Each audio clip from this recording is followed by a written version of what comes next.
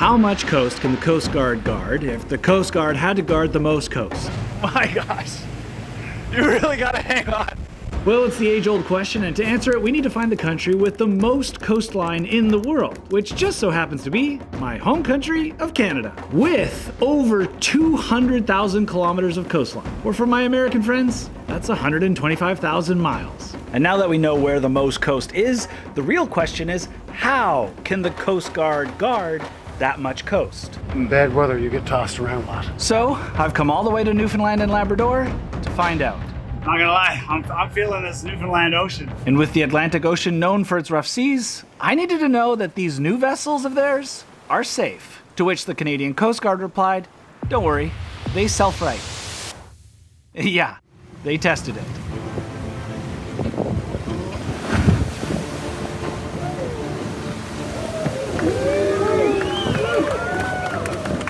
But guarding the most coast is going to take more than this boat. So let's go meet someone who can show us around a larger vessel. What do you want to hear, boy? You have any favorites? I don't have any No? Irish classic favorites, as you say. Is that right? I'd love to hear one if you want to show me one. There's about 250 going around up there now.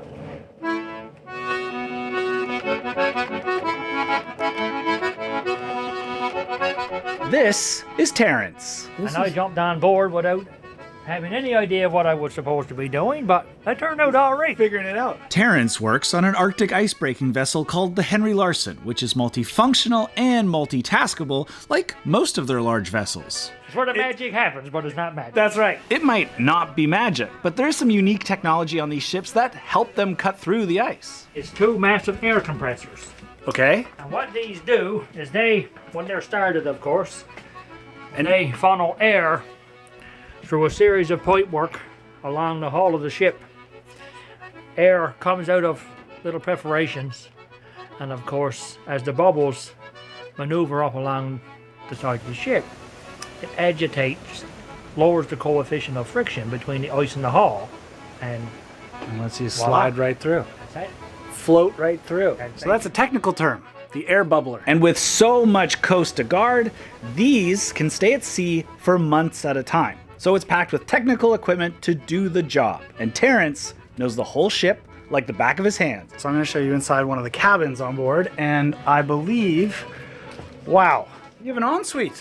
It's an ensuite. Yeah, and a window. And a window, beautiful view from the office desk. Did you get to choose the artwork yourself? I did not. That artwork is actually older than me. Wow. It's Very vintage. fitting. Yes. Vintage It now. should stay. How long will you spend in this room on this ship at one time? 28 days at a There you time. go. I'm starting to think this Canadian Coast Guard thing is a bit like being on a cruise ship. In fact, there are a few amenities on board to keep them comfortable at sea. Gymnasium. Quaint little place Oh, wow. to get your drive on. This is well equipped. You have a sauna as well. We do. Oh my gosh, this is a sauna. This is almost cruise ship level. Woo! Thank you, Terrence. Why nothing to it, is there? Very nice. But of course, there's one answer that matters more than the others. How's the food? Oh, heaven, second to none. Then there Now you don't go. judge me by the quality of the food. Don't know, maybe they say never trust us getting cooked, but don't look at me, but the food is excellent. I believe you. It I is. believe you. Wonderful. Thank you very much, Terrence. Anytime, boy. It's been a pleasure. Now, managing these ships along the most coast, particularly through ice, takes coordination. So this is the Regional Operations Centre for the Atlantic region, Canadian Coast Guard. So we're looking after all 4 Atlantic provinces, and we're based out of St. John's, Newfoundland. So we're the rock on the rock. You see, from here they can see and dispatch each of their 48 vessels and 8 helicopters in the region as needed to support in research and rescue operations. Now, one of the challenges Canada experiences in our waters is ice. So, they have technology that maps that. The red ice, thick, hard. You can't get in there, and then the green is kind of thinner. Easier to work with, yeah. Like most things, green is go, red is stop. Right. And always the best way through ice is to go around it. Fair. That's a good Yeah. point. Now, surprisingly, guarding our most coast isn't always about having vessels at sea. In fact, a lot of it is about protecting what's underwater. And to see how that's done, we have to go to a special lab on land. And so to see what's really going on, we've come here to the Department of Fisheries and Oceans, because apparently there's some interesting science happening here. Oh my gosh. So I'm not totally crazy in thinking this looks somewhat like a morgue? These are actual mortuary tables. This is our necropsy area of DFO, where any species that come back that require sampling off the vessels offshore get stored in our -20 walk-in freezer in the back, and then when they need to sample the stuff, they'll bring it in here, thaw it out, and then do their sampling on these tables. There you Because go. you can't buy a table for sampling fish. No. So yeah, these are actual mortuary tables, and in the freezer they actually have the sliders, you know, like you see on the movie when they open the door Yeah. and they pull the body out. Well, they have the same thing in the freezer for seals. If they don't have toes, where do you put the tag? Tag. Never mind. You lost me. At a morgue, they pull them out and put the tag. Oh God! I totally It's blanked. okay.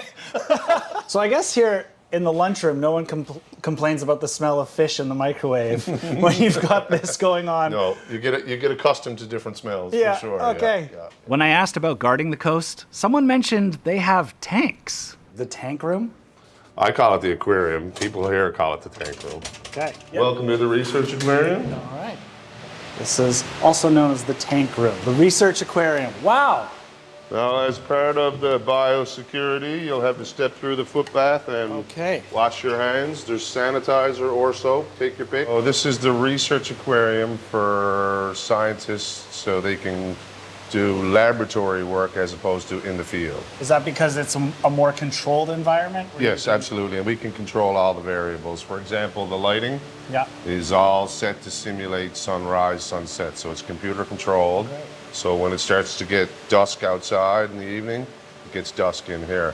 You see, having the most coast means a lot of different sea life species and conditions which they can manage and recreate here in this lab. How many tanks do you have? I have 52, so there's... One for each week of the year. Yeah, that's right. So there are a lot of different experiments taking place in here at any point in time. So do you have a favorite? Even though we're not supposed to pick favorites. Yeah, I like the codfish. The codfish. Cod is king. Out here? That's a good answer. I should have seen that coming. But the most important part about this lab is in every single tank.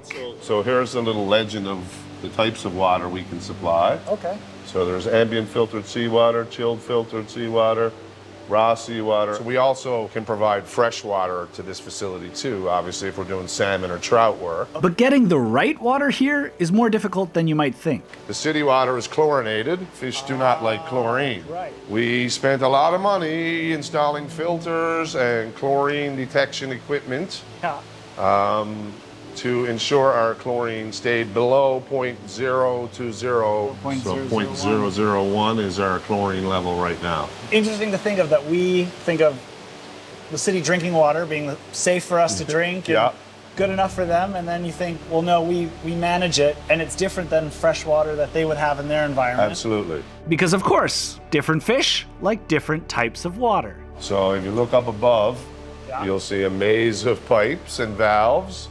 So we can pretty much direct the flow any way we want. Oh, this is a great example. You can see really here. Yeah, there you go. There's your pipe legends got- up above, right? Fresh water, Raw seawater, raw seawater, ambient filtered seawater, ambient filtered seawater, and then chilled filtered seawater. And so it's just as simple as turn the dial, Yeah, water goes in. absolutely, yeah. But getting seawater to this land-based lab is not as easy as just turning the tap on. So how does the water get here? So these are the two main lines feeding raw seawater, Right. 1 and 2. All the salt water for this facility is pumped 2 kilometers from the coast. With water being the critical part to this whole operation, I need to see how this is done. And apparently, it's in there? All right, I think we might need someone to show us around. This is Neil. We are on call 24/7 at your beckoning need, whatever you want. That's right. We try to make it happen. To keep it running. Keep it running. That's the main goal. Keep it running and don't get hurt. So Neil, what is this? This is the entrance point of our pump house, Okay. and we're going to go down there. So this is just bare bones concrete, nothing special. It's been here as long as the building, and it's survived. So this is our pump house. These are our 2 main pumps. Okay.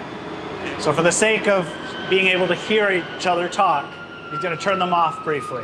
Now, it feels like pumping seawater is easy, but surprisingly, it's a little more difficult than you think. The water comes from there, Yes. It goes through here. Yeah, so it comes up, 100-foot shaft. Yeah. Right at the bottom is all your impellers.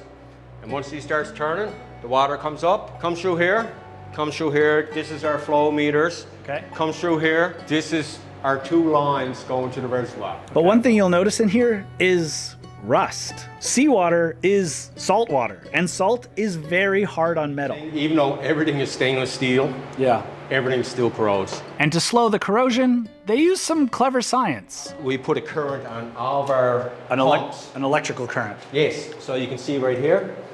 Yeah. So just a low current, and what that does is even on the stainless, calcium will come out from the water and it'll stick to the metal and protects it.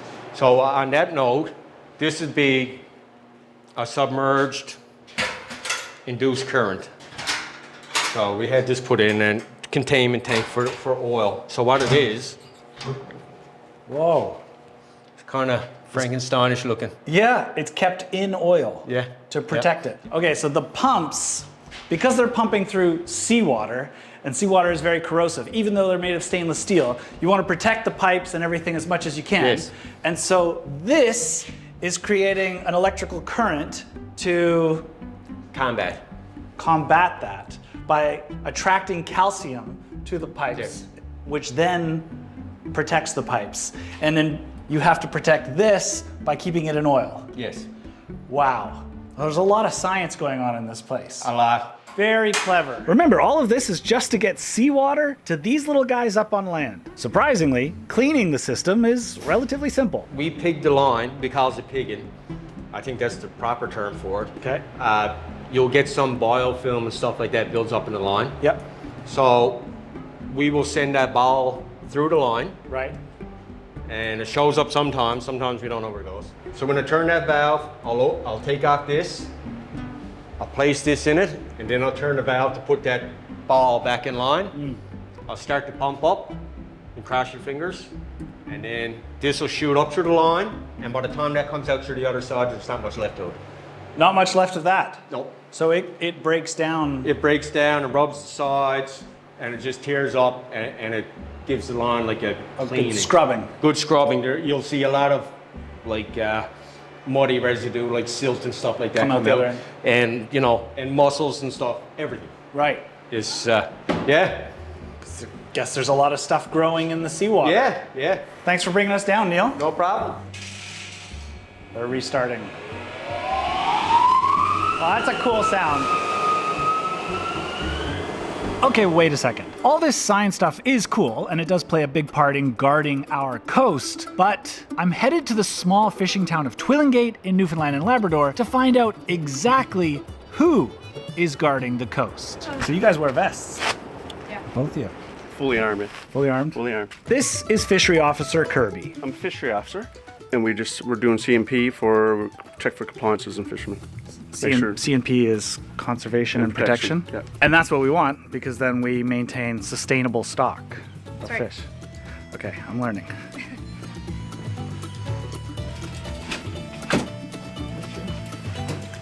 Wow. So is this what you used to run, and now this is what you got? That is more of an undercover role. So if we're doing undercover operations, we'll, yeah, if we want to blend in. Oh, that's cool. Okay, we'll blur it. I don't want to spoil it. That's. They're like, look at those two fishermen in green uniforms coming towards us. Undercover clothing as well, so. Plaid shirts. Oh yeah, yeah. And this is Fishery Officer Danielle, and she was born and raised here in Twillingate. It might only have a population of about 2,000 people, but the lifeblood of the community is fishing. My gosh, the water is so clear here. Now, being out here with armed officers finally feels like we're going to see what it means to guard the most coast. I guess what are we doing today? What are we gonna do? So we're gonna take the boat out to try to find some fishermen, do some inspections, look for any compliance with any fisheries. Right now we have lobster and crab open. Luckily, the weather today is relatively calm, but the waters here in Newfoundland are notoriously rough. How does the weather look for you today out here? Here now it looks good, but I think when we get outside it's going to be a bit more swell. Yeah. Is Newfoundland known for good or bad weather? Weather here can change quick. You get it all. We get it all. We're getting some swell already. Oh yeah. Look at the size of the waves out here. You get up on top of these waves and you see it point down, and these aren't even that big apparently. I'm loving it. Okay, the seas were getting bad. We're not even out in the open water yet, so we're gonna turn around. We're gonna go into some coves. We'll check things out there where it's a little calmer. Back into calmer waters. So my real question is, how do they guard the most coast? Well, it comes down to what's underwater. And at this time of year, we're inspecting lobster and crab traps. We look for these ropes because this is for whale entanglements. Oh. So just like the colors here is like we're using black and white, Yeah. red and yellow. Yeah. So this links it to Newfoundland, Notre Dame Bay. Oh, wow. So every bay got a little bit of different color. So if we get any whale entanglements, we know where to pot or where the whale been. Wow. So if a whale gets tangled in this rope and you find a whale out at sea with a rope around it, you can pull it up and the color on the rope determines and will tell you where that came from. So actually it helps you know where the whale went. But... Wow. Okay, but why does any of this matter? Why do Kirby and Danielle have to check lobster traps? So this pot been hauled this morning. I know that this pot was hauled this morning because it's fresh bait. I mean, obviously, they can't check every single trap out here individually. You see a lobster. This lobster is way too small. Yeah. In Newfoundland, this is our measure. From back of the eye Yeah. to the edge of his back right here. Right. It's legal measurement, right? So you can tell he's way too small. Right. Doesn't fit within that. Right? You got to be Yes. hooks in there and there. So you can't take Right. lobsters that are too small or that are spawning. So we're gonna put this one back. It's Yeah. gonna live a good life. Yeah. He's too small to keep anyway, so I'll just turn it. We'll put the pot back roughly so you can use the chart here. And we usually put the pot back to where the fishermen had it fishing. Had it, yeah. Because they've got the good spots. You want to make sure you Get put the it good back. spots. Yeah. So why is the fishery officer's job so important? Well, because these Newfoundland and Labrador waters used to be full of codfish. But after decades of overfishing by Canadian and European fishing fleets, the population of cod was almost completely gone. And so the Canadian government stepped in and banned fishing cod, which immediately took away fishing jobs in these small fishing villages. But after a little over 30 years, fish stocks had returned. And cod is now open for fishing again. But it was an important lesson to learn that we need to protect our oceans. Okay, let's give this a go. Oh, I've already missed. Which side? Which side? Your side, port side. Port side.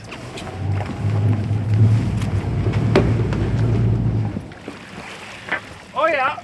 Oh yeah, we got one. And we got, oh, this one we're gonna have to measure. Oh, lots of eggs on this one. Okay, so this is a seedy lobster. Look at all the eggs on this. So this is, what do you call it? This is a spawning lobster. Spawning lobster. Spawning female. So we're gonna put her back in the water. We don't, gently. Yeah. We want more lobsters. She's hanging on for dear life. She sure is. So we're gonna put her back very gently, not toss her in. She will gently disappear and bring us many more lobsters for years to come. Bye. Nice to meet you. I guess that's the good feeling part of the job. Yeah. We're saving the lobsters. Yeah. One at a time. One at a time. That was fun. That had a lot of eggs. Yeah. It's gonna be a good season next year. Okay, we see a fisherman's boat. Water like Kermit. Here coming aboard. They're playing that boat. That's all right. But they're not just inspecting traps, they're also checking fishermen for their licenses, their gear, and their haul so far. That was a big one. Nicely done. How's the season been? It's been pretty good. Yeah? Yeah. A lot better than it was, like, say, years ago. Like, say, 10 years ago. It's way better than it was then. But it's improving, so we'll take it. Good. All right. Good. Thank you very much. Thank you. You're welcome. Yeah. Wash the hands. Wash the hands. Yeah, everything checks out. All good. He's happy, we're happy. Says it's been a good season. Says the seasons have been getting better and better. I think that has a little to do with what they're doing. How did you get into this? So I started off doing a program in college called Fish and Wildlife Program. I was then a fishery guardian for a couple summers. And you're from here. You're from Twillingate. I'm from Twillingate. I grew up there. I spent a lot of time on the water with my father growing up. A lot of recreational cod fishing. As you got into your career, you're like, I want to stay on the water. Yeah. I love the outdoors. I love being on the ocean.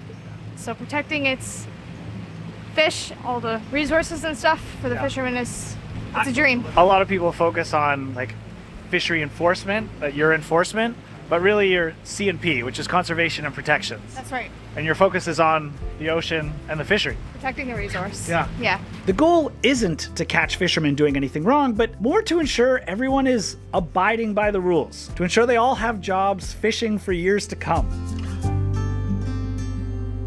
From being out here all morning, I think what I can say the best part of the job is the location.